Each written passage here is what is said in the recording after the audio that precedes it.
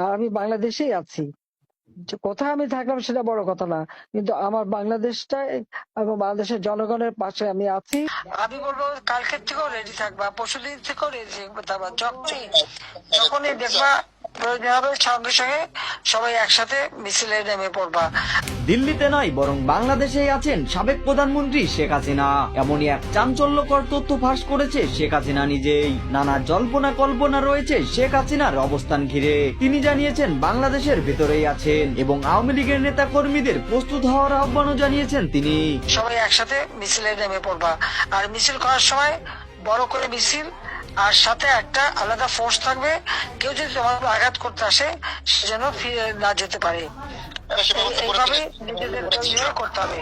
5ই আগস্টের পর ভারত দাবি করছে দিল্লিতে অবস্থান করছে শেখ হাসিনা, কিন্তু দিল্লিতে নয় বরং 5ই আগস্ট থেকে বাংলাদেশের ভিতরেই গুপ্ত সুরক্ষিত স্থান থেকে আওয়ামী লীগ ছাত্রলীগ নেতা কর্মীদের নিয়ন্ত্রণ করছেন তিনি।